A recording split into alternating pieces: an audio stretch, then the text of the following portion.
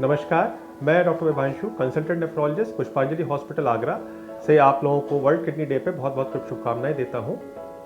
आज इस world kidney day पे किडनी से रिलेटेड मैं आपके साथ कुछ प्रमुख जानकारियां शेयर करना चाहता हूं। जैसा आप सब जानते हैं, किडनीज का मेन काम बॉडी से टॉक्सिन्स को एक्सक्रीट करना होता है। इसके अलावा बहुत और भी काम है जिसके बारे में लोगों को जानकारी नहीं होती है। ब्लड प्रेशर का कंट्रोल करना बहुत इंपॉर्टेंट किडनी का काम है। इसके अलावा खून बढ़ाने के hormones, erythropoietin, active vitamin D और शरीर से solutes and salts, specially sodium, potassium, bicarbonate, इन सब का होम्योस्टेसिस किडनीज मेंटेन करती हैं। किडनीज के अफेक्ट होने पर किडनी प्रॉब्लम्स मुख्यतः 4 कैटेगरीज में डिवाइड करी जाती हैं: acute kidney injury, chronic kidney disease, nephrotic nephritic syndromes and asymptomatic urinary abnormalities. Acute kidney injury में किडनी पे बहुत तेज़ी से दिनों में असर पड़ जाता है और किडनी फेल कर जाती है। एक्यूट किडनी इंजरी के कारणों में infection, medications, specially pain killer medicines, antibiotics, इसके अलावा तेज़ी से एक्सेलरेटेड हाइपरटेंशन, बहुत ही अनकंट्रोल्ड ब्लड प्रेशर हो या प्रेगनेंसी रिलेटेड किडनी प्रॉब्लम्स हों, इन सब की वजह से एक्यूट किडनी इंजरी होती है।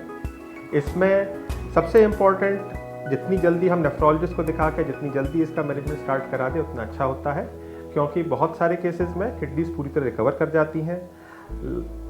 लेस कॉमन केसेस में acute kidney injury chronic kidney disease में कन्वर्ट हो जाता है और रेयर केसेस में मरीज डायलिसिस लाइफ लॉन्ग डिपेंडेंट रह सकता है। क्रोनिक किडनी डिजीज में एक्यूट किडनी इंजरी के देखें, बहुत धीरे धीरे करके क्रेटिनिन, जो किडनी के डैमेज का मार्कर होता है, बढ़ता है और धीरे धीरे करके किडनीज फेल करती हैं। क्रोनिक किडनी डिजीज को 5 स्टेजेस में डिवाइड किया जाता है। स्टेज 1 जो कि नॉर्मल है, उससे धीरे धीरे करके स्टेज 5 जो कि एंड स्टेज किडनी डिजीज कही जाती है, इसमें डायलिसिस और ट्रांसप्लांट की रिक्वायरमेंट होती है। क्रोनिक किडनी डिजीज के मेन कारण डायबिटीज़ और ब्लड प्रेशर है। इसके अलावा और बहुत सारी मेडिकेशंस, ब्लड प्रेशर, ये सब चीज़ें इन्वॉल्व होती हैं किडनी को डैमेज करने में। किडनी प्रॉब्लम्स को डायग्नोज करने के लिए उसके साइन एंड सिम्टम्स मैं आपके साथ कुछ संक्षिप्त रूप में शेयर कर रहा हूँ। शुरुआती स्टेज में किडनी प्रॉब्लम्स जब स्टार्ट होती है, क्रोनिक किडनी डिजीज स्टार्ट होता है, उस केस में यूरिनरी प्रॉब्लम स्टार्ट होती हैं। स्पेशली रात को पेशाब ज़्यादा आना, जिसे नॉक्टूरिया कहते हैं, पेशाब में झाग ज़्यादा आना। लेस कॉमन केसेस में यूरिन में ब्लड आना या पस आना भी हो सकता है। इसके साथ शरीर पे सूजन आना, पैरों पे सूजन आना, भूख कम लगना, शरीर में हीमोग्लोबिन की कमी होना, शरीर का पीला पड़ना, क्योंकि किडनी से ही एरिथ्रोपोइटिन हार्मोन बनता है, जिसकी वजह से हीमोग्लोबिन कम होता है। और ब्लड प्रेशर का पुअर कंट्रोल होना। जिस मरीज़ का ब्लड प्रेशर 1-2 दवाओं पर कंट्रोल होता था, वो तेज़ी से दवाओं का रिक्वायरमेंट बढ़ जाता है ऐसे केसेस में। धीरे धीरे करके जैसे जैसे किडनी का प्रॉब्लम बढ़ता है, यूरिन की प्रॉब्लम, यूरिन में कमी आना महसूस होता है, शरीर की सूजन बढ़ती है, भूख कम लगती है, सुबह के टाइम उठने के बाद सूखी उबकाई आना, खाना देख के उल्टी आना, ये सब महसूस होता है।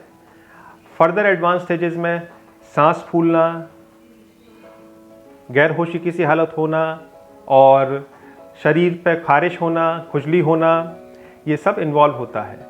लेटर ऑन स्टेजेस में, लास्ट जैसे एडवांस किडनी डिजीज कही जाती है, मरीज़ को दौरा पड़ सकता है, शरीर में फेफड़ों के और हार्ट के चारों तरफ पानी आ सकता है, एसिड की मात्रा बढ़ सकती है। इन सभी चीज़ों में डायलिसिस की शुरुआत करनी पड़ती है। किडनी से रिलेटेड आहार में पथ्य और अपथ्य क्या है, ये मैं थोड़ा सा संक्षिप्त जानकारी दे देता हूँ। खाने में प्रोटीन की मात्रा कम रखनी चाहिए। दालें धुली, जैसे कहना चाहिए धुली दाल लेनी चाहिए, बिना छिलके की दाल लेनी चाहिए। और सब्जियों में पत्ते वाली सब्जियां अवॉइड करनी चाहिए। हाई पोटेशियम डाइट अवॉइड करनी चाहिए। रस वाले फल, मूंगफली, मेवा, सेंधा नमक और जूसेस, ये सब चीज़ें अवॉइड करनी चाहिए। सब्जियों में लौकी, तुरई, टिंडा, काशीफल, परवल ये ले सकते हैं। फलों में सेब, पपीता, अमरूद, नाशपाती, 100 ग्राम 100 ग्राम छील काट के एक फल एक दिन में एक बार लिया जा सकता है। नमक की मात्रा कम रखें, पानी का इंटेक उतना ही रखें जितना पेशाब आ रहा है, उससे 300-400 ग्राम ज़्यादा। किडनी से रिलेटेड टेस्ट में KFT होता है, किडनी फंक्शन टेस्ट, यूरिन के टेस्ट होते हैं, अल्ट्रासाउंड किया जाता है। और जिन मरीजों का एंड स्टेज किडनी डिजीज़ हो जाता है, जो कि स्टेज 5 में होते हैं, उनको renal replacement therapy that is dialysis या ट्रांसप्लांट की ज़रूरत पड़ती है। डायलिसिस में हीमोडायलिसिस या पेरिटोनियल डायलिसिस की पद्धति काफ़ी कॉमन है। हीमोडायलिसिस में मरीज़ को हाथ में फिस्टुला बना के सप्ताह में 2 से 3 बार डायलिसिस किया जाता है।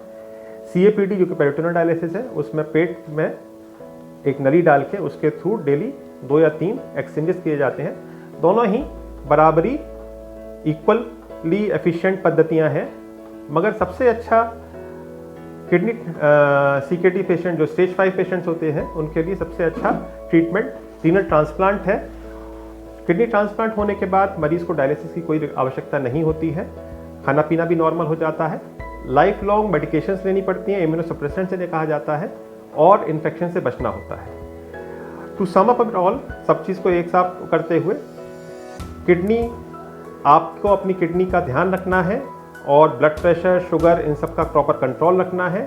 अगर आपको किडनी प्रॉब्लम है तो अपने नेफ्रोलॉजिस्ट से मिलें और जब ज़रूरत हो उसके हिसाब से, अगर स्टेज 5 है तो ट्रांसप्लांट या डायलिसिस का जैसा वो हो उसका उचित डिसीजन लें।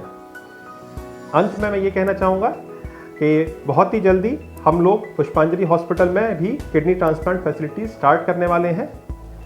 अंततः एक बार फिर आप सब लोगों को वर्ल्ड किडनी डे की हार्दिक शुभकामनाएं। नमस्कार।